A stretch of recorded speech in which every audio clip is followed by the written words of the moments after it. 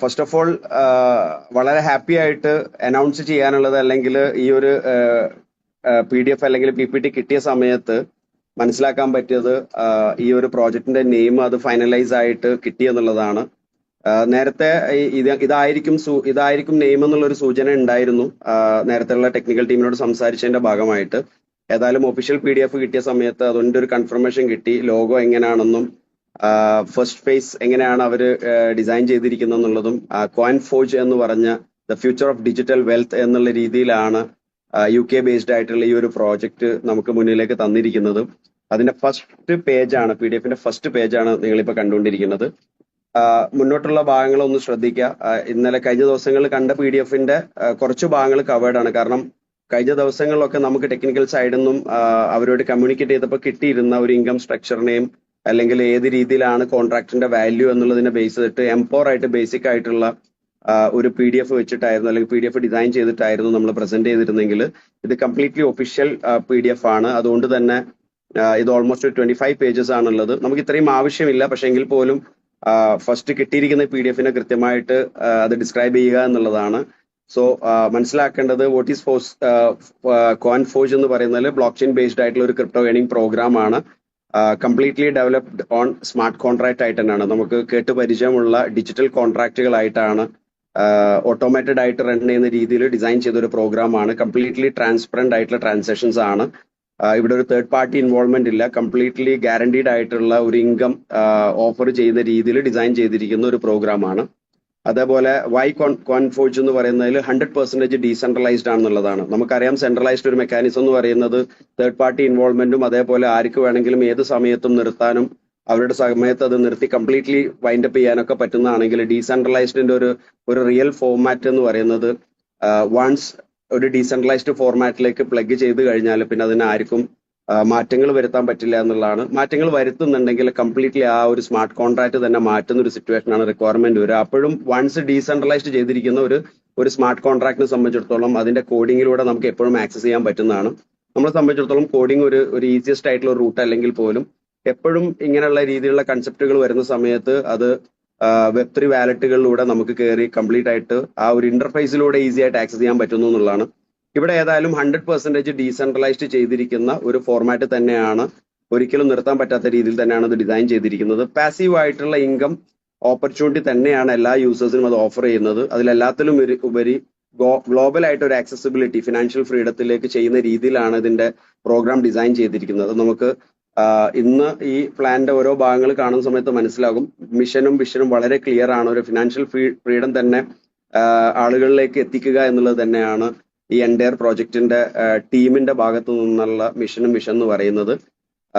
ആ ഒരു growth development തന്നെയാണ്. ബ്ലോക്ക് ചെയിൻ ഒരുപക്ഷെ അറിയാത്തവരുണ്ടാവാം.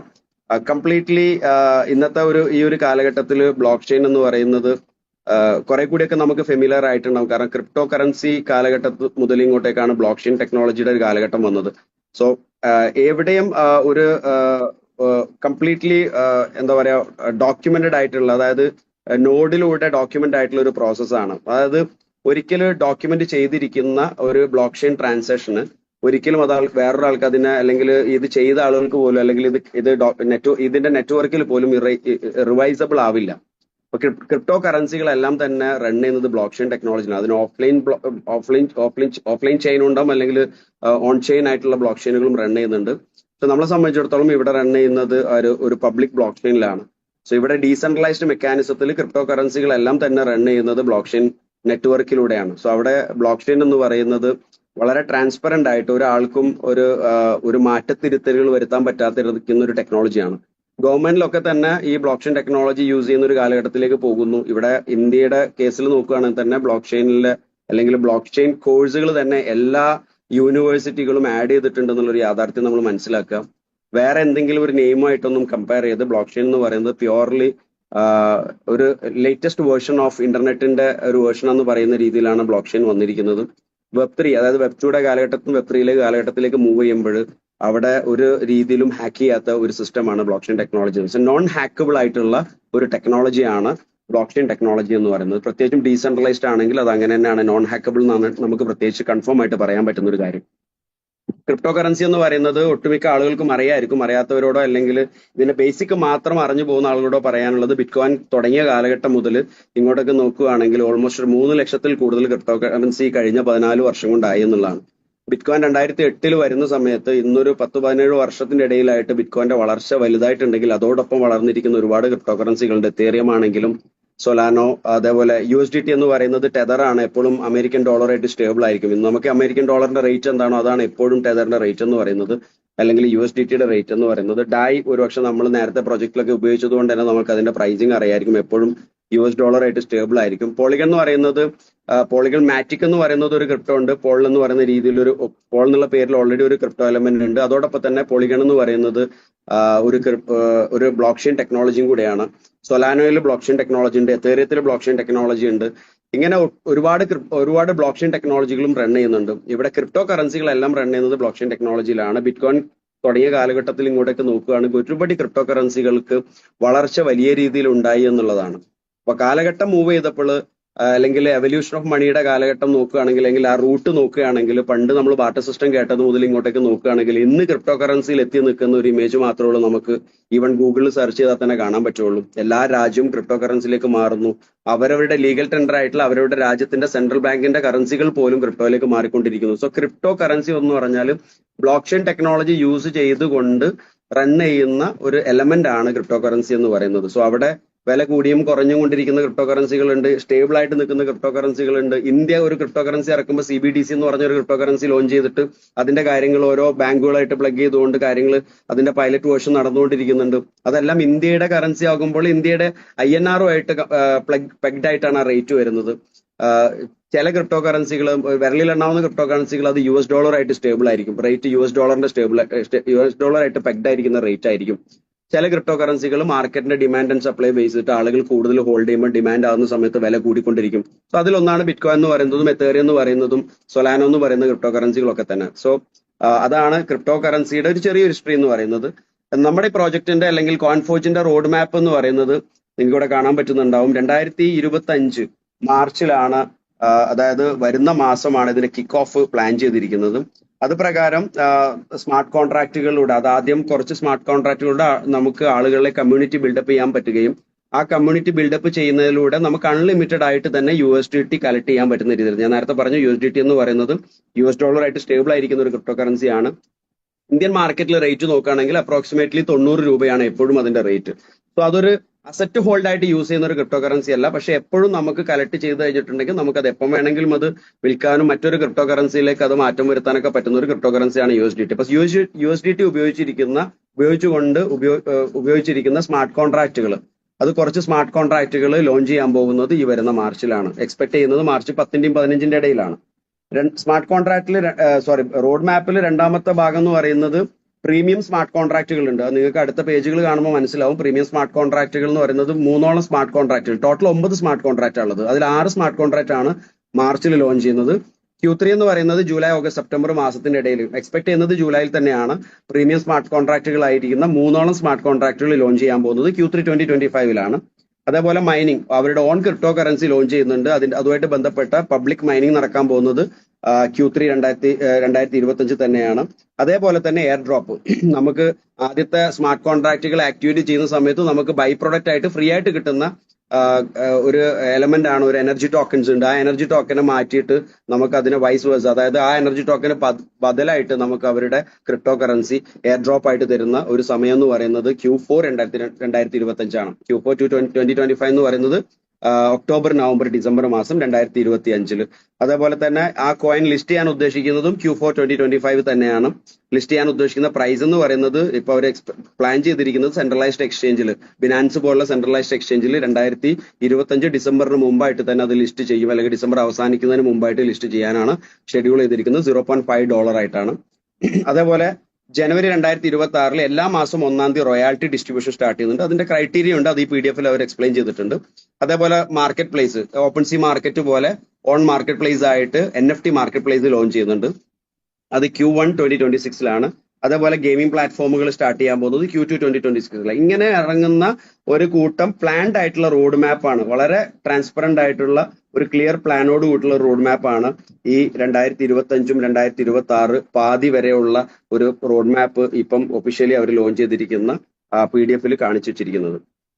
അതേപോലെ ഇതിന്റെ മെക്കാനിസം എന്ന് പറയുന്നത് ഈ പ്രോജക്റ്റ് കംപ്ലീറ്റ്ലി ബിൽഡ് ചെയ്തിരിക്കുന്നത് പോളിഗൺ ബ്ലോക്ക് ചെയിനിലാണ്. നമുക്ക് എപ്പോഴും പോളിഗണിന്റെ സ്കാനറിൽ പോയി കഴിഞ്ഞാൽ പോളിഗൺ സ്കാനർ ആക്സസ് ചെയ്ത് കഴിഞ്ഞിട്ടുണ്ടെങ്കിൽ എല്ലാ ട്രാൻസാക്ഷൻസും ആർക്ക് വേണമെങ്കിലും എപ്പം വേണമെങ്കിലും ഏത് സമയത്തും അത് വാച്ച് ചെയ്യാൻ പറ്റുന്ന രീതിയിലുള്ള ഒരു ബ്ലോക്ക് ചെയിൻ തന്നെയാണ് പോളിഗൺ ബ്ലോക്ക് ചെയിൻ എന്ന് പറയുന്നത്.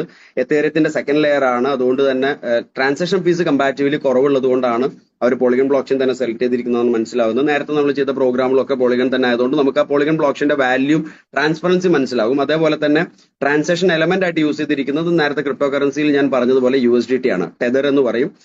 USDT എന്ന് പറയുന്നത് US ഡോളർ ആയിട്ട് സ്റ്റേബിൾ ആണ്. വാല്യൂ 90 റുപ്പീസ് ആണ് അപ്രോക്സിമേറ്റ്ലി എപ്പോഴും വരുന്നത് ഇന്ത്യൻ മണിയിൽ കണക്കൂട്ടുന്ന സമയത്ത്.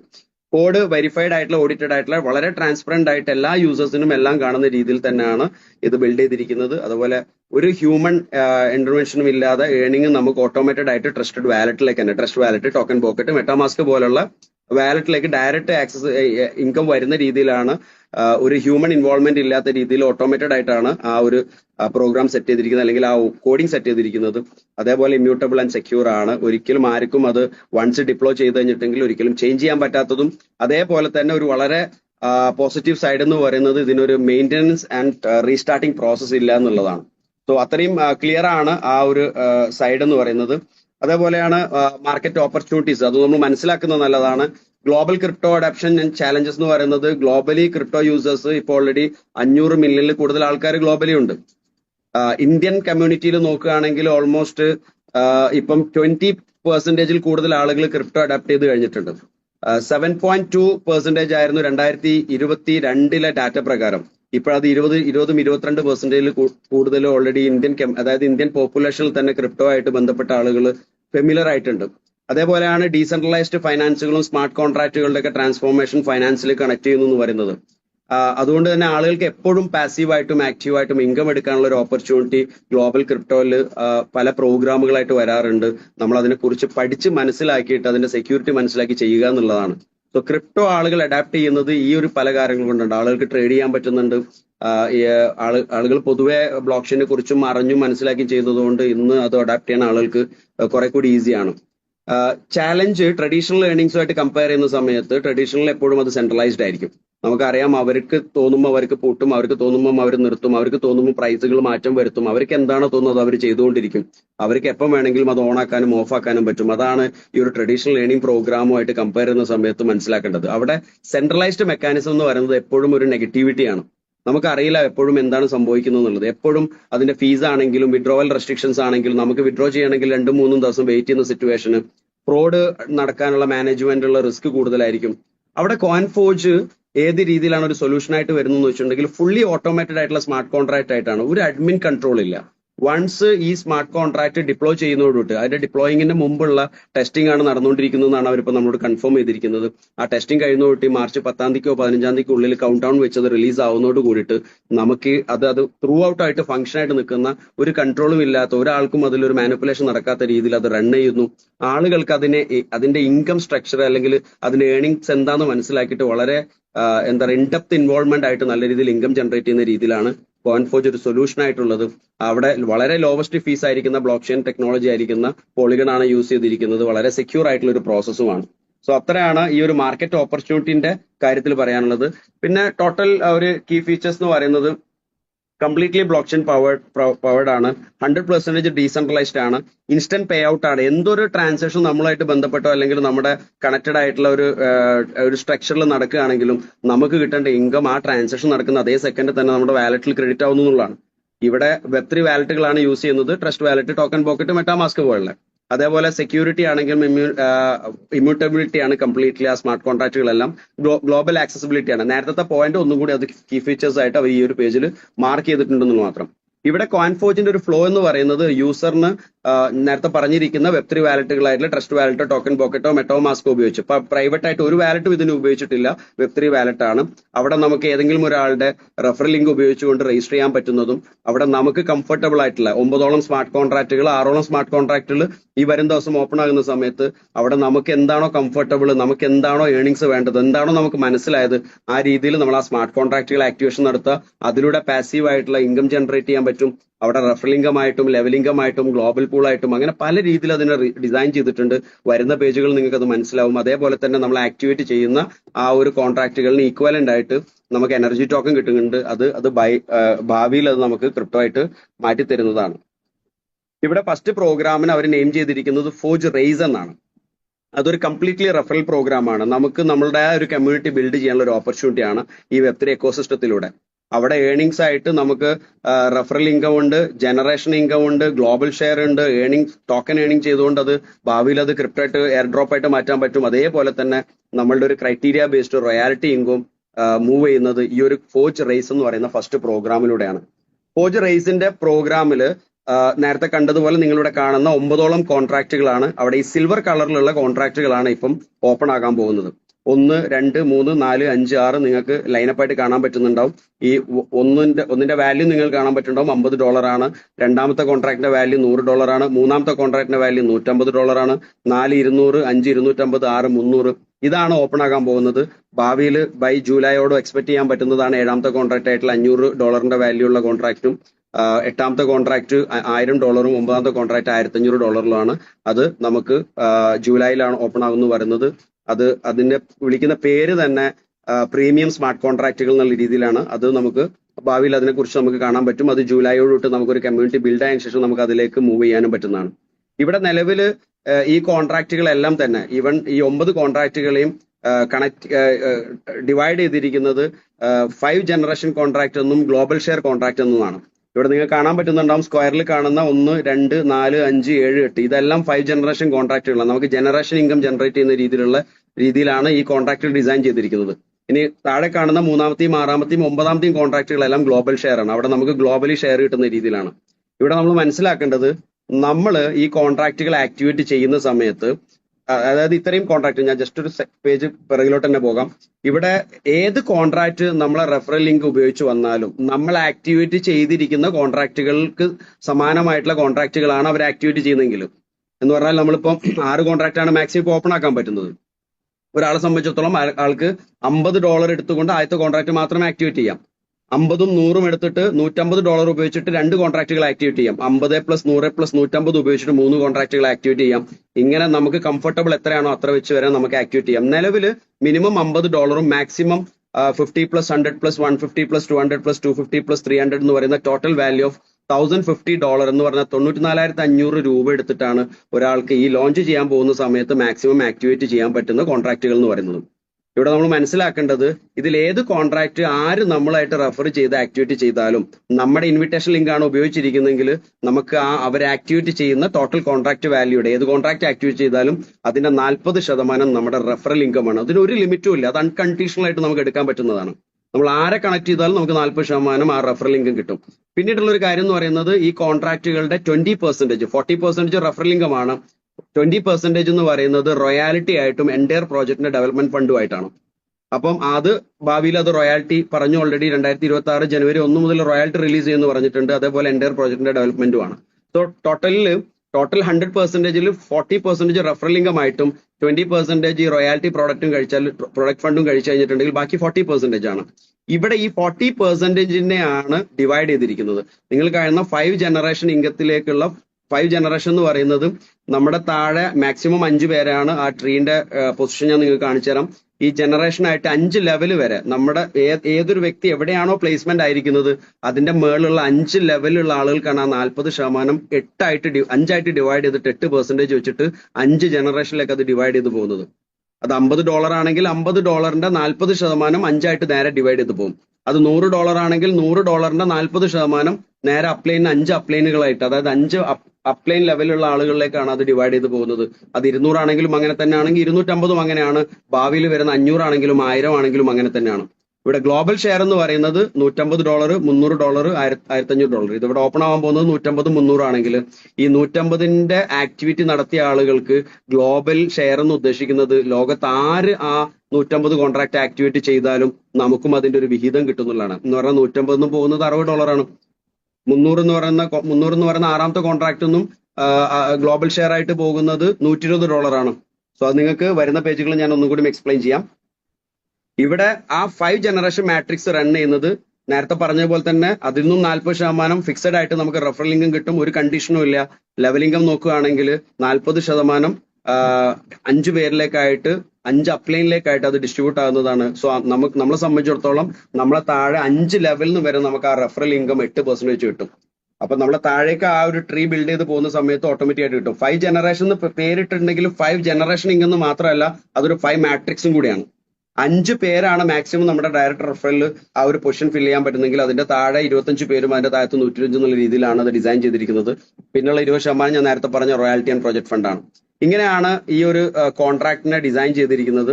ആദ്യത്തെ കോൺട്രാക്ട് നിങ്ങൾക്ക് കാണാൻ പറ്റുന്നുണ്ടാവും 50, 100, 200, 250. ഒന്നാമത്തെയും രണ്ടാമത്തെയും നാലാമത്തെയും അഞ്ചാമത്തെയും കോൺട്രാക്ടുകളാണ് ഇപ്പൊ ലൈവ് ആകാൻ പോകുന്ന സിൽവർ കളറിലുള്ളത്. അവിടെ നമുക്ക് നമ്മുടെ താഴെ നമുക്ക് പ്ലേസ്മെന്റ് എടുക്കാൻ പറ്റുന്നത് മാക്സിമം 5 പേരാണ്. അതായത് ഒരാൾക്ക് 5 പേരെ റെഫർ ചെയ്യാൻ പറ്റുള്ളൂ എന്നല്ല, ഒരാൾക്ക് പ്ലേസ്മെന്റ് വരാൻ പോകുന്നത് മാക്സിമം 5 പേരാണ്. 5 കഴിഞ്ഞിട്ട് നമുക്ക് 6 വരുവാണെങ്കിൽ നമ്മുടെ സെക്കൻഡ് ലെയറിൽ എവിടെയാണോ പ്ലേസ്മെന്റ് അവൈലബിൾ അവിടെ പോയി പൊസിഷൻ ആവും.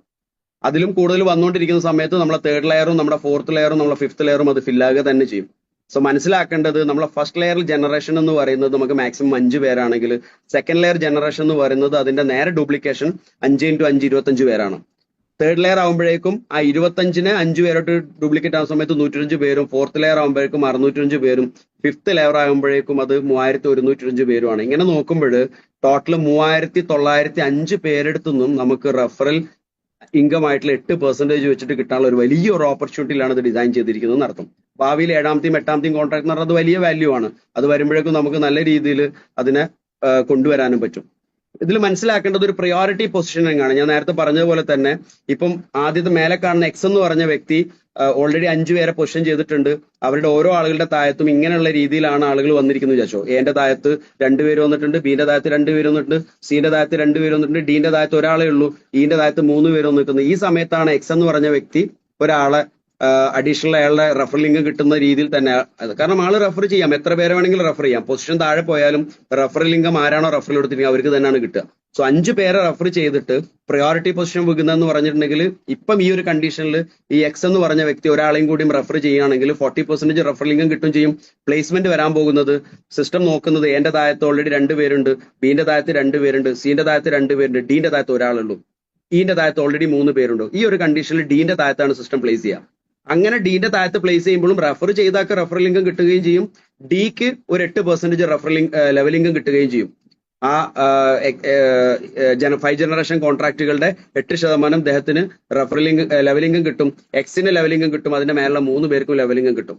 ഇങ്ങനെ ഒരു പ്രയോറിറ്റി പൊസിഷൻ നടക്കുമ്പോൾ നമ്മൾ മനസ്സിലാക്കേണ്ടത് നമ്മുടെ അപ്ലൈൻ കാരണം നമ്മുടെ ട്രീ ബിൽഡ് ആവും, നമ്മൾ കാരണം നമ്മുടെ ട്രീ ബിൽഡ് ആവും, നമ്മുടെ ടീം കാരണം നമ്മുടെ ട്രീ ബിൽഡ് ആവും. സോ അങ്ങനെ നോക്കുമ്പോൾ നമുക്ക് ആ 3905 ആളുകളെ ഫില്ല് ചെയ്യുക എന്ന് പറയുന്നത് അത്ര വലിയ ബുദ്ധിമുട്ടുള്ള കാര്യമല്ല. കാരണം നമ്മൾ ഒരുമിച്ച് നിൽക്കുന്ന ഒരു കേസ് വരികയാണെങ്കിൽ ഇതിന്ന് ഫുൾ ഫ്ലഡ്ജ് തന്നെ ഫുൾ ഇൻകം എടുക്കാൻ പറ്റുന്ന രീതിയിൽ തന്നെയാണ് ഇത് ഡിസൈൻ ചെയ്തിരിക്കുന്നത്. ഇനി ഗ്ലോബൽ ഷെയറിനെ കുറിച്ച് പറയാം. നമുക്കറിയാം 150 മൂന്നാമത്തെ കോൺട്രാക്ട് ആയ $150, 6ാമത്തെ കോൺട്രാക്ട് ആയ $300 കോൺട്രാക്റ്റും ഇനി ഭാവിയിൽ വരാൻ പോകുന്ന 9ാമത്തെ കോൺട്രാക്ട് ആയ $1500 അത് കണക്ട് ചെയ്യുന്നത് ഗ്ലോബൽ ഷെയർ ആയിട്ടാണ്. അവിടെയും നമുക്ക് എന്താണ് നേരത്തെ പറഞ്ഞ പോലെ തന്നെ നമുക്ക് റെഫറൽ ഇൻകം കിട്ടുന്നുണ്ട്, 20% ഫിക്സഡ് ആയിട്ട് റോയാലിറ്റി പ്രൊഡക്റ്റിലേക്ക് പോകുന്നുണ്ട്.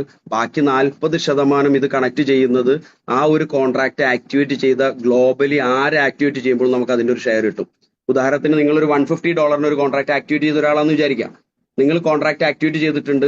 നിങ്ങൾ കോൺട്രാക്ട് ആക്ടിവേറ്റ് ചെയ്യുന്ന സമയത്ത് ആ കോൺട്രാക്ടിന്റെ $150 40% എന്ന് പറയുന്നത് $60 ആണ്. ഈ $60 നിങ്ങൾ ആക്ടിവേറ്റ് ചെയ്യുന്ന ആ ഒരു സെക്കൻഡ് മുമ്പ് ലോകത്ത് ആരെല്ലാമാണോ ആക്ടിവേറ്റ് ചെയ്തിരിക്കുന്നത് അവർക്കൊക്കെ അതൊരു വിഹിതമായിട്ട് ഈക്വലി ഷെയർ ചെയ്തിട്ട് പോകും. മനസ്സിലാക്കേണ്ട ഉദാഹരണത്തിന് നിങ്ങൾ ആക്ടിവേറ്റ് ചെയ്യുന്ന സമയത്ത് ഒരു 100 പേരാണെന്ന് വിചാരിക്കാം. 100 പേര് എക്സാമ്പിൾ ആണ് ഞാൻ പറയുന്നത്. 100 പേര് ആക്ടിവേറ്റ് ചെയ്തിരിക്കുന്നു. $150 മൂന്നാമത്തെ കോൺട്രാക്ട് 100 പേര് ആക്ടിവേറ്റ് ചെയ്തെന്ന് വിചാരിക്കാം.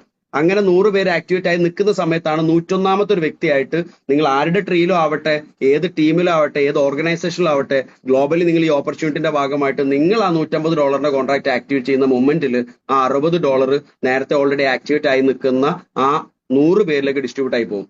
ആ മൊമെന്റ് മുതൽ നിങ്ങളും ആ 101ാമത്തെ ആളായിട്ട് ആ ഗ്രൂപ്പിന്റെ ഭാഗമാവുകയും ചെയ്യും. ലോകത്ത് ഏത് രാജ്യത്ത് എവിടെ ആ $150 ഒരു ആക്ടിവിറ്റി നടക്കുമ്പോഴും ആ $60 ഷെയർ കിട്ടാനുള്ള അർഹത നിങ്ങൾക്കും ഉണ്ട്. അതാണ് അതിന്റെ എലിജിബിലിറ്റി എന്ന് പറയുന്നത്. സോ നമ്മൾ ഇൻ കേസ് നമ്മളെ ടീം ബിൽഡ് ആവാതിരിക്കുകയോ എന്തെങ്കിലും ഡിലേ വന്നാൽ പോലും നമ്മൾ ആ ഒരു global share activity, global share കോൺട്രാക്റ്റുകൾ $150 മൂന്നാമത്തെ കോൺട്രാക്റ്റും $300 ആറാമത്തെ കോൺട്രാക്റ്റും ആക്ടിവേറ്റ് ചെയ്യുന്നതോട് കൂടിയിട്ട് ആ ഗ്രൂപ്പിൽ നമ്മളും ഉണ്ട്, അല്ലെങ്കിൽ ആ ടീമിൽ നമ്മളും ഉണ്ട്. അവിടെയും നമുക്ക് അതിന്റെ ഈക്വൽ ഷെയർ കിട്ടുന്നു എന്നുള്ളതാണ്. $150 ആണെങ്കിൽ $60 ഒരു ഷെയർ കിട്ടും. $300 ആണെങ്കിൽ $120 ഷെയർ കിട്ടും. ഭാവിയിൽ $1500 ഒമ്പതാമത്തെ കോൺട്രാക്ട് ആണെങ്കിൽ അവിടെ എത്ര കിട്ടുന്നത്? $600, അതായത് 40% $600, $600 ഒരു ഷെയർ കിട്ടും. അത് ഈ ഓരോ ആളുകൾ ലോകത്ത് നമുക്ക് ശേഷം ആക്ടിവേറ്റ് ചെയ്യുമ്പോഴും നമുക്ക് അതിന്റെ ഷെയർ കിട്ടുന്നു എന്നുള്ളതാണ്. ഇങ്ങനെയാണ് അത് ഡിസൈൻ ചെയ്തിരിക്കുന്നത്. ഈ രീതിയിലാണ് അവരത് എക്സ്പ്ലെയിൻ ചെയ്തിരിക്കുന്നത്.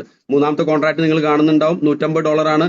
40% എന്ന് പറയുന്നത് $60 ആണ്. ഈ $60 ആ ഒരു ഗ്രൂപ്പ് ഓഫ് ആളുകൾക്കാണ് ഡിസ്ട്രിബ്യൂട്ട് ചെയ്ത് പോകുന്നത്. $300 ആറാമത്തെ കോൺട്രാക്ട് എന്ന് പറയുന്നത് 40%, $120 ആണ്. ഈ 40% എന്ന് പറയുന്നത് $120 ആണ് ആ ഗ്രൂപ്പിലേക്ക് ഡിസ്ട്രിബ്യൂട്ട് ആയി പോകുന്നെങ്കിൽ ഭാവിയിൽ വരാൻ പോകുന്ന $1500 ഒമ്പതാമത്തെ കോൺട്രാക്ടിന്റെ 40% എന്ന് പറഞ്ഞാൽ $600 ആണ്. $600 ആ ഗ്രൂപ്പിലുള്ള ആളുകൾക്ക് ഡിസ്ട്രിബ്യൂട്ട് ആയി പോകും. മനസ്സിലാക്കേണ്ടത്, മൂന്നാമത്തെ കോൺട്രാക്റ്റിലുള്ള മുഴുവൻ ആളുകളും ആറാമത്തെ കോൺട്രാക്റ്റിൽ ഉണ്ടാവില്ല. കാരണം 3 വരെ ആക്ടിവേറ്റ് ആക്കിയ ആളുണ്ടാവും, ഒരുപക്ഷെ 5 വരെ ആക്ടിവേറ്റ് ആക്കിയ ആളുണ്ടാവും. അയാൾ 6 ആക്ടിവേറ്റ് ചെയ്താൽ മാത്രമേ ഉള്ളൂ ആറാമത്തെ കോൺട്രാക്ട് ഉണ്ടാവുക. അതേപോലെ 7ഉം 8ഉം വരെ ആക്ടിവേറ്റ് ചെയ്ത ഒരാൾ വരെ ഉണ്ടാവും, പക്ഷെ 9 ആക്ടിവേറ്റ് ചെയ്താൽ മാത്രമേ ഉള്ളൂ 9ന്റെ കോൺട്രാക്റ്റിൽ ആൾ ഉണ്ടാവുള്ളൂ. അങ്ങനെ ആക്ടിവേറ്റ് ചെയ്ത മൊമെന്റ് മുതലാണ് ആ കോൺട്രാക്റ്റിനുള്ള ഇൻകം കിട്ടുക എന്ന് പറയുന്നത്. സോ റെഫറൽ ഇൻകം മാത്രമല്ല, ലെവൽ ഇൻകം മാത്രമല്ല, ഒരു ഗ്ലോബൽ ഷെയർ കിട്ടുന്ന രീതിയിൽ ഒരാൾക്കും എപ്പോഴും ഒരു ഇതിന്റെ ഭാഗമായതുകൊണ്ട് പ്രയാസപ്പെടാത്ത രീതിയിൽ എപ്പോഴും ഏത് സമയത്തും ഗ്ലോബലി ഒരു ആക്ടിവിറ്റി നടക്കുന്ന സമയത്ത് അത് നിങ്ങൾ ഗ്ലോബൽ ഷെയറിന്റെ കോൺട്രാക്ട് ആക്റ്റീവ് ആണോ, റെസ്പെക്റ്റീവ്ലി ആ കോൺട്രാക്ടിന്റെ ഭാഗമായിട്ട് നിങ്ങൾക്ക് അവിടുന്ന് ഇൻകം കിട്ടും എന്നുള്ളതാണ്. സോ ഇതിന്റെ റവന്യൂ മോഡൽ എന്ന് പറയുന്നത് അൺലിമിറ്റഡ് ക്രിപ്റ്റോ ഏർണിംഗ് ആണ്. റെഫറൽ ഇൻകം ഉണ്ട്, ലെവൽ ഇൻകം ഉണ്ട്, അത് ആക്റ്റീവായിട്ടും പാസീവായിട്ടും ഉണ്ട്. കാരണം നമ്മൾ ട്രീ ബിൽഡ് ആവുന്നതുകൊണ്ടുണ്ടാവാം, നമ്മൾ ഓൾറെഡി ആക്ടിവേറ്റ് ചെയ്തുകൊണ്ട് ഗ്ലോബൽ ഷെയറിനുള്ള ഇൻകം കിട്ടുന്നുണ്ട്. അതേപോലെ തന്നെ ക്രൈറ്റീരിയ ബേസ് നമുക്ക് റോയാലിറ്റി ഇൻകം ജനുവരി 2026 മുതൽ തരുന്നു എന്നുള്ളതാണ്. സോ റോയാലിറ്റി നമുക്ക് മനസ്സിലാവാം. റോയാലിറ്റിക്ക് ഓൾറെഡി 4ഓളം ലെവലുകൾ ഉണ്ട്. ആ 4 ലെവൽ എന്താണെന്നുള്ളത് ഞാൻ നിങ്ങളോട് പറയാം. ബൈ പ്രൊഡക്റ്റ് ആയിട്ട് കിട്ടുന്നതിനെ കുറിച്ച് ഞാൻ ഒരിക്കൽ കൂടി എക്സ്പ്ലെയിൻ ചെയ്യാം. നമ്മൾ കോൺട്രാക്റ്റുകൾ ആക്ടിവേറ്റ് ചെയ്യുന്ന സമയത്ത് നമ്മൾ ഏത് കോൺട്രാക്ട് ആണോ ആക്ടിവേറ്റ് ചെയ്യുന്നത്, അപ്പൊ $50 ആക്ടിവേറ്റ് ചെയ്താൽ 50 എനർജി ടോക്കൺ നമുക്ക് കിട്ടും. അത് $100 രണ്ടാമത്തെ കോൺട്രാക്ട് ആക്ടിവേറ്റ് ചെയ്താൽ $100 എനർജി ടോക്കൺ കൂടി നമുക്ക് കിട്ടും. മൂന്നാമത്തെ കോൺട്രാക്ട് $150 ആക്ടിവേറ്റ് ചെയ്താൽ 150 കൂടി നമുക്ക് കിട്ടും. ഇങ്ങനെ നമ്മൾ എത്ര വരെ കോൺട്രാക്ട് ആണോ ആക്ടിവേറ്റ് ചെയ്യുന്നത്, $1 ഒരു എനർജി എന്നുള്ള രീതിയിൽ നമുക്ക് അത്രയും എനർജി കളക്ട് ചെയ്യാൻ പറ്റും. സോ 6 കോൺട്രാക്ട് ആക്ടിവേറ്റ് ചെയ്യുന്ന ഒരാളെ സംബന്ധിച്ചിടത്തോളം $150 ആണ് അവിടെ സ്പെൻഡ് ചെയ്യുന്നെങ്കിൽ, $150 ആണ് സ്പെൻഡ് ചെയ്യുന്നെങ്കിൽ 1050 എനർജി ടോക്കൺ നമുക്ക് ആ സമയത്ത് തന്നെ നമ്മുടെ വാലറ്റിൽ ക്രെഡിറ്റ് ആവുന്നുണ്ട്.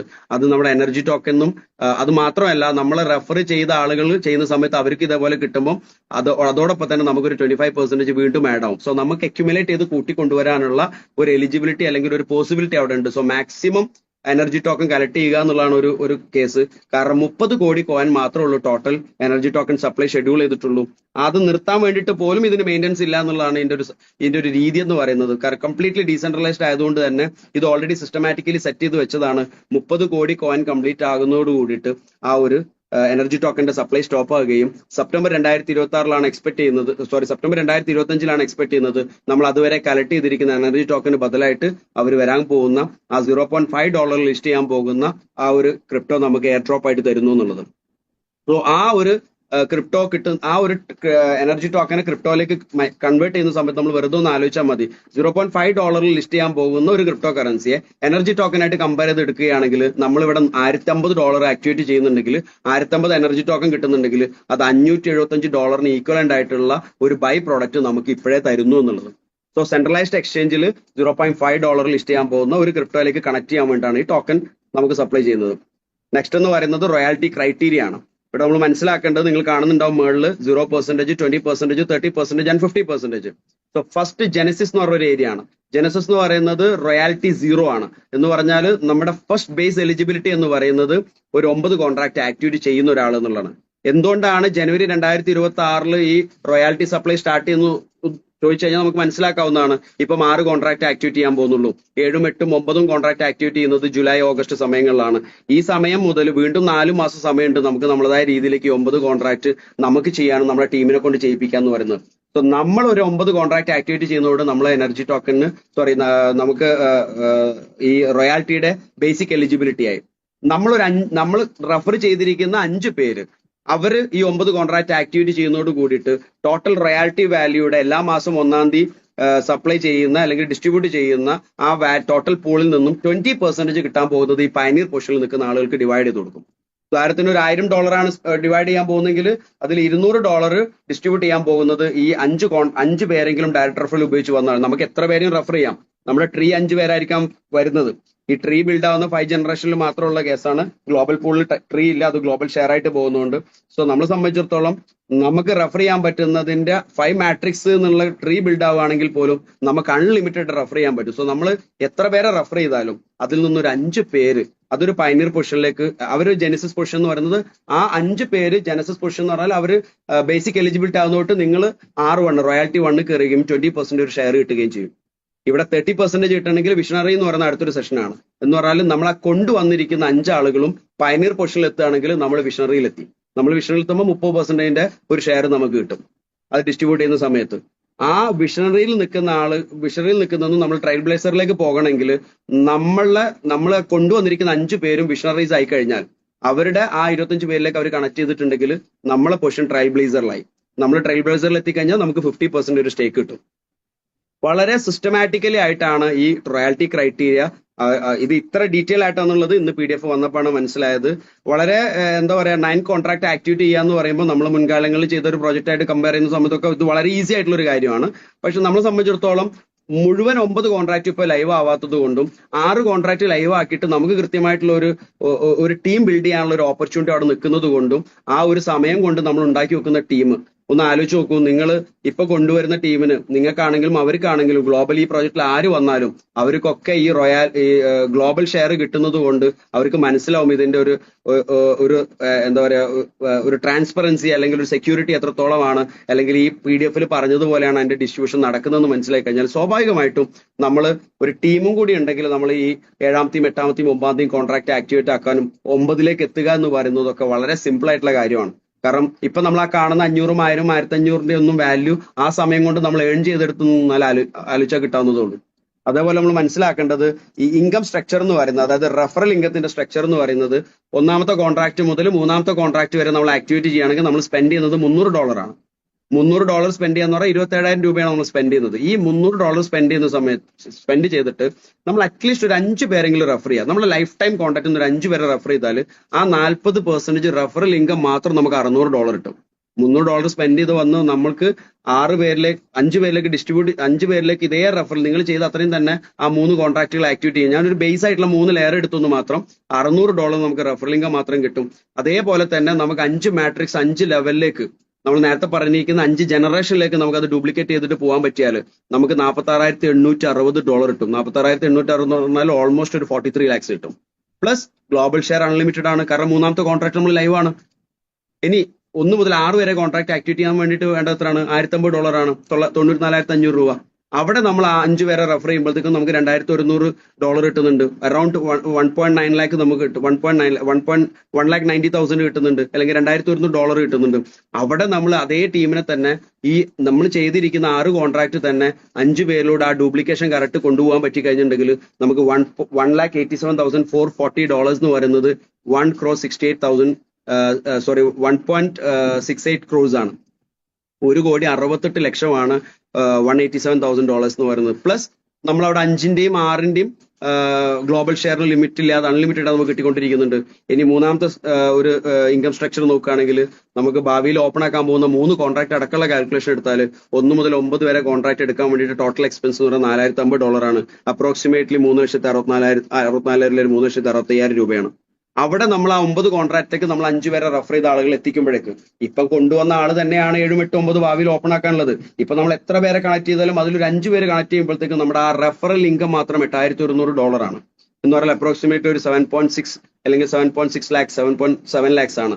പ്ലസ് നമ്മൾ നേരത്തെ പറഞ്ഞിരിക്കുന്ന 5 മാട്രിക്സിലേക്കുള്ള ലെവൽ ഇൻകം മാത്രം ഈ $6,56,040 എന്ന് പറയുന്നത് ഓൾമോസ്റ്റ് 5.9 crores ആണ്. ഈ വാല്യൂനെ ഒരു അഗ്രസീവായിട്ട് കാണിക്കുകയല്ല. ഇതാണ് യഥാർത്ഥത്തിൽ ഇതിന്റെ സ്ട്രക്ചർ ഡിസൈൻ എന്ന് പറയുന്നത്. ഇത് വളരെ ട്രാൻസ്പെറന്റ് ആയിട്ട് ഡിസൈൻ ചെയ്തതാണ്, വളരെ ട്രാൻസ്പെറന്റ് ആയിട്ടുള്ള ഡിസ്ട്രിബ്യൂഷൻ പ്ലാൻ ആണ് കോഡിങ് ചെയ്തിരിക്കുന്നത്. അത് അത്രയും ഞാൻ എന്നെ സംബന്ധിച്ചിടത്തോളം എൻ്റെ ഒരു സൈഡ് എന്ന് പറയുന്നത് അത്രയും അതിനെ കീറി മുറിച്ച് പരിശോധിക്കുക എന്നുള്ളതാണ് ഞാൻ ചെയ്തിട്ടുണ്ട്. അത് അതേ രീതിയിൽ തന്നെയാണ് ലോഞ്ച് ചെയ്യാൻ പോകുന്നത്. ഈ ഒരു PDF വരുന്നത് വരെ ഓഫ് കോഴ്സ് അതിലെന്തെങ്കിലും മാറ്റങ്ങൾ വരാൻ സാധ്യത ഉണ്ടോ എന്നുള്ളൊരു തോന്നലുണ്ട്. പക്ഷെ ഒഫീഷ്യലി PDF വരുന്നതൊട്ട് നമുക്ക് കിട്ടിയിരിക്കുന്ന ഇൻഫർമേഷൻ, നമുക്ക് അവർ തന്നിരിക്കുന്ന ഇൻഫർമേഷൻ തന്നെയാണ് PDF അവർ ഒഫീഷ്യലി ലോഞ്ച് ചെയ്തിരിക്കുന്നത്. സോ നമ്മൾ മനസ്സിലാക്കേണ്ടത് ഈ 1 to 9 കോൺട്രാക്റ്റിൽ ആക്ടിവേറ്റ് ചെയ്താലും നമുക്ക് 3-ന്റെയും 6-ന്റെയും 9-ന്റെയും ഗ്ലോബൽ ഷെയർ നമുക്ക് കിട്ടുന്നുണ്ട്. അത് ലോകത്ത് ആര് ആക്ടിവിറ്റി നടത്തിയാലും നമുക്ക് ഗ്ലോബൽ ഷെയർ കിട്ടും. ഇനി വെറുതെ ഒന്ന് ചിന്തിച്ചു നോക്കാം, നമ്മൾ ഒരാളെ കൊണ്ടുവന്നു അല്ലെങ്കിൽ നമ്മൾ തന്നെ വന്നു, നമ്മൾ ഒരാളെ റെഫർ ചെയ്യുന്നതിൽ എന്തെങ്കിലും കാരണത്തിൽ ലാഗിങ് വന്നാൽ പോലും നമുക്ക് ഗ്ലോബൽ ഷെയർ കിട്ടിക്കൊണ്ടിരിക്കുന്നുണ്ട്.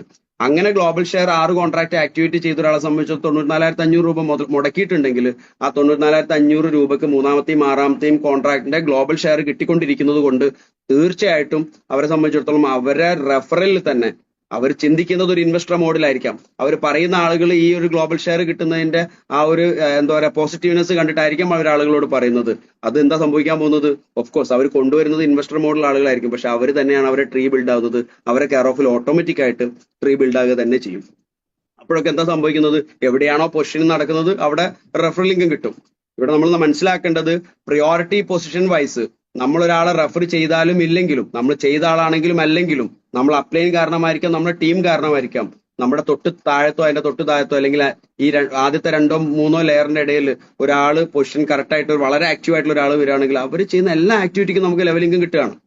അവർ ചെയ്യുന്ന ഓരോ ആക്ടിവിറ്റിക്കും, അവർ ചെയ്യുന്ന നമ്മളുടെ 5 ലെവലിൽ അവർ എവിടെയൊക്കെ വർക്ക് നടക്കുന്നോ അതിനൊക്കെ നമുക്ക് ലെവലിംഗും കിട്ടുന്നുണ്ട്, അല്ലെങ്കിൽ ആ ജനറേഷൻ ഇൻകം കിട്ടുന്നുണ്ട്. സോ അത്രയും ബ്യൂട്ടിഫുൾ ആയിട്ടാണ് ഈ പ്രോജക്റ്റ് ഡിസൈൻ ചെയ്തിരിക്കുന്നത്. ഓവറോൾ ഫീച്ചേഴ്സ് എന്ന് പറയുകയാണെങ്കിൽ mining activities, token energy token collect ചെയ്യുന്നതോട്ട് അതിന്റെ മൈനിങ് ആക്ടിവിറ്റീസ് ഉണ്ട്, NFT മാർക്കറ്റ് പ്ലേസ് ഉണ്ട്, അതേപോലെ blockchain based gaming opportunities ഉണ്ട്, ടോക്കണോമിക് എക്കോസിസ്റ്റം എന്ന് പറഞ്ഞാൽ അവരുടെ ഓൺ ക്രിപ്റ്റോ കറൻസി ലോഞ്ച് ചെയ്യുന്നുണ്ട്. ആ ക്രിപ്റ്റോയിലൂടെ സ്റ്റേക്കിംഗ് മെത്തേഡുകൾ അത് അവരുടെ ഇഷ്ടത്തിനനുസരിച്ച് പാസീവ് ഇൻകം അഡീഷണൽ ജനറേറ്റ് ചെയ്യാൻ ഓപ്ഷൻ ഉണ്ട്. അതേപോലെ തന്നെ വാലറ്റ് ചേഞ്ച് ഓപ്ഷൻസ് എന്ന് പറഞ്ഞിട്ടുണ്ടെങ്കിൽ ഇൻ കേസ് ഓഫ് ഹാക്കിംഗ് സംഭവിച്ചാൽ ആർക്കെങ്കിലും എപ്പോഴെങ്കിലും ഒരു വാലറ്റ് ഹാക്ക് ചെയ്തു എന്ന് പറയുകയാണെങ്കിൽ കോംപ്ലിക്കേഷൻ ഇല്ലാത്ത രീതിയിൽ ഒരു കൃത്യമായ ഒരു സിസ്റ്റമാറ്റിക്കൽ രീതിയിൽ തന്നെ അതിനൊരു പാനൽ ഉണ്ട് അവർക്ക്. ആ പാനൽ പ്രകാരം വാലറ്റ് ചേഞ്ച് ചെയ്യാനുള്ള ഒരു ഓപ്ഷനും അവർ ഡിസൈൻ ചെയ്തിട്ടുണ്ട്. അതും വളരെ സ്യൂട്ടബിൾ ആയിട്ടുള്ള പെട്ടെന്ന് ചെയ്തു തീർക്കുന്ന രീതിയിൽ തന്നെയാണ് അവർ ഡിസൈൻ ചെയ്തിരിക്കുന്നത്, ലാഗിങ് വരുന്ന രീതിയിലല്ല. യൂസർ ബെനിഫിറ്റ് നോക്കുകയാണെങ്കിൽ ഇൻകം അതൊരിക്കലും സ്റ്റോപ്പ് ചെയ്യാത്ത രീതിയിലുള്ള ഇൻകം രീതിയിൽ തന്നെയാണ് ഗ്ലോബൽ ഷെയർ പോലുള്ള സംഭവങ്ങൾ ഡിസൈൻ ചെയ്തിരിക്കുന്നത്. സ്മാർട്ട് കോൺട്രാക്ട് വളരെ സെക്യൂർ ആയിട്ട് ചെയ്തിരിക്കുന്നത്. അതിന്റെ കോൺട്രാക്ട് ഡിസ്ട്രിബ്യൂഷൻ വളരെ പ്രോപ്പറായിട്ട് എൻഷുർ ചെയ്യുന്ന രീതിയിലാണ് അതിന്റെ കോഡിങ് ചെയ്തിരിക്കുന്നത്. സോ റിസ്ക് ഇല്ല, ഒരു മാനിപ്പുലേഷൻ ഇല്ല, നമുക്ക് എന്തെങ്കിലും ആരെങ്കിലും കാണിച്ചു ചെയ്യേണ്ട ആവശ്യമില്ല. നമ്മുടെ ഇൻകം നമുക്ക് നമ്മുടെ സ്മാർട്ട് കോൺട്രാക്റ്റുകൾ തുറന്ന് കാണിക്കാൻ പറ്റുന്ന രീതിയിൽ, നമ്മളെ ട്രീ കാണിക്കാൻ പറ്റുന്ന രീതിയിൽ, നമുക്ക് കിട്ടുന്ന ഇൻകം കാണിക്കാൻ പറ്റുന്ന രീതിയിൽ തന്നെയാണ് അവർ അതിന് ഇന്റർഫേസ് ഡിസൈൻ ചെയ്യുന്നത്. സോ വളരെ ട്രാൻസ്പെറന്റ് ആയിട്ട് ആർക്കും ഏത് സമയത്തും ഈവൻ പോളിഗൺ സ്കാനർ പോലും തുറന്നിട്ട് നമ്മുടെ ഇൻകം കാണിക്കാൻ പറ്റുന്ന രീതിയിൽ തന്നെയാണ് അത് ഡിസൈൻ ചെയ്തിരിക്കുന്നത്. ഫുൾ കൺട്രോൾ, അതായത് ഒരു ഒരു ഇതുമില്ലാതെ ഇൻസ്റ്റന്റ് ആയിട്ടുള്ള ആക്സസ് ആണ് എല്ലാ കാര്യങ്ങളും ചെയ്തിരിക്കുന്നത്. Web3 വാലറ്റ് ആണ്, അൺലിമിറ്റഡ് ഏർണിംഗ് പോസിബിലിറ്റീസ് ആണ്. ഇതാണ് അതിന്റെ ആക്ച്വൽ ബ്യൂട്ടി എന്ന് പറയുന്നത്. അൺലിമിറ്റഡ് ഏർണിംഗ് പോസിബിലിറ്റി, ആ വേർഡ് യഥാർത്ഥത്തിൽ അത് കറക്റ്റ് ആണ്. അത് നമുക്കത് ഈ പ്രോജക്റ്റ് സ്റ്റാർട്ട് ചെയ്ത് കഴിഞ്ഞാലാണ് നമ്മൾ അത് മനസ്സിലാക്കാൻ പോകുന്നത്. ആൻഡ് ഹൈലൈറ്റ്സ് എന്ന് പറയുന്നത് വളരെ ഏർലി സ്റ്റേജിൽ നിൽക്കാൻ പറ്റുന്ന ഒരു ഓപ്പർച്യൂണിറ്റിയാണ്. അങ്ങനെ ക്രിപ്റ്റോ എന്ന് പറയുന്നത് കാലഘട്ടം നോക്കുകയാണെങ്കിൽ 15 വർഷമായെങ്കിൽ പോലും ആളുകൾക്കിടയിൽ അത് ഫെമിലറായി തുടങ്ങിയത് കഴിഞ്ഞ 3-4 അല്ലെങ്കിൽ ഒരു 5 വർഷത്തിന്റെ ഇടയിലാണ്. സോ നമുക്ക് ഇതുപോലുള്ള ഒരു പ്രോജക്റ്റ് കിട്ടുക എന്ന് പറയുന്നതാണ്, അതിലൂടെ മാസീവ് ഗ്രോത്ത് ഉണ്ടാക്കാനുള്ള ഒരു പൊട്ടൻഷ്യൽ ഒരു പ്രോജക്റ്റ് ആണ്. Completely decentralised and smart transparent ആണ്. ഫിനാൻഷ്യൽ ഫ്രീഡം ഡെവലപ്പ് ചെയ്യാൻ ഇതിനോടപ്പുറത്തേക്ക് മറ്റൊന്നും കാണേണ്ടതില്ല. ഈ ഒരു പ്രോജക്റ്റിന്റെ അവസാനം അവർ മെൻഷൻ ചെയ്തതും അത് റൈറ്റ് തന്നെയാണെന്ന് ഞാൻ വിശ്വസിക്കുന്നു. The right place to change your life എന്ന് പറയുന്നത് വെറുതെ ആവില്ല. ഈ പ്രോജക്റ്റ് ആ രീതിയിലാണ് ഡിസൈൻ ചെയ്തിരിക്കുന്നത്. നമുക്ക് കിട്ടിയ പ്രോജക്റ്റിനെ നമ്മൾ കൃത്യമായിട്ട് മനസ്സിലാക്കുക. ഞാൻ എല്ലാത്തിനേക്കാളും ഇതിൽ കണ്ടൊരു ബ്യൂട്ടി എന്താന്ന് വെച്ചിട്ടുണ്ടെങ്കിൽ, നമ്മളെ സംബന്ധിച്ചിടത്തോളം ഈ എൻറ്റയർ റോഡ് മാപ്പ് ഒന്നും എക്സ്പ്ലെയിൻ ചെയ്ത് പോയിട്ട് ഒരു കൺഫ്യൂഷൻ ക്രിയേറ്റ് ചെയ്യേണ്ട ആവശ്യമില്ല. നമ്മൾ ഏതെങ്കിലും ഒരാളോട് ഇത് റെഫർ ചെയ്യുന്നുണ്ടെങ്കിൽ ഒരു 5 മിനിറ്റ് കൊണ്ട് ഇതാണ് കോൺട്രാക്റ്റുകൾ, ഇതാണ് വാല്യൂ, ഇത് ചെയ്താൽ ഇന്ന കാര്യങ്ങൾ നടക്കും, ഈ രീതിയിൽ ചെയ്താൽ നിങ്ങൾക്ക് ഗ്ലോബൽ ഷെയർ കിട്ടും. 3-ാമത്തെ കോൺട്രാക്റ്റും 6-ാമത്തെ കോൺട്രാക്റ്റും ആക്ടിവിറ്റി ചെയ്യുന്ന ഒരാളെ സംബന്ധിച്ചിടത്തോളം ഗ്ലോബൽ ഷെയർ കിട്ടുന്ന രീതിയിലാണ് ഡിസൈൻ ചെയ്തിരിക്കുന്നത്. ഇങ്ങനെ കൃത്യമായിട്ട് ഞാൻ പറഞ്ഞൊരു 10 മിനിറ്റ് മുതൽ മാക്സിമം 15 മിനിറ്റ്, അതിൽ കൂടുതൽ ഒരാളോട് ഇത് എന്താ പറയുക ഒരുപാട് സ്റ്റോറി ആയിട്ട് പറയേണ്ട ആവശ്യമില്ല. പ്രത്യേകിച്ചും ആളുകൾക്ക് ക്രിപ്റ്റോ കറൻസികൾ അറിയാം. നമ്മൾ ശ്രദ്ധിക്കേണ്ടത് ഇത്രയേ ഉള്ളൂ. നമുക്ക് കിട്ടുന്ന പ്രോജക്റ്റ് അത് കൃത്യമായിട്ട് വെരിഫൈഡ് ആണോ, ഇത് സ്കാം ആയിട്ട് ആവാൻ സാധ്യതയുണ്ടോ, MTF ചെയ്തതുപോലെ മറ്റുള്ളവർ ചെയ്ത പോലെ ഒരു കോമ്പൗണ്ട് പ്രോഫിറ്റ് അല്ല. ആരും ഇവിടെ ഒരു പെർസെന്റേജ് ഓഫർ ചെയ്യുന്നില്ല, ഡെയിലി പെർസെന്റേജോ തരുന്ന രീതിയിലേക്ക് ഒന്നും ഡിസൈൻ ചെയ്തിട്ടില്ല. സോ അതുകൊണ്ട് തന്നെ കിട്ടിയ പ്രോജക്റ്റ് അത് എത്രത്തോളം ബ്യൂട്ടിഫുൾ ആണ് എന്ന് നമ്മൾ മനസ്സിലാക്കുക.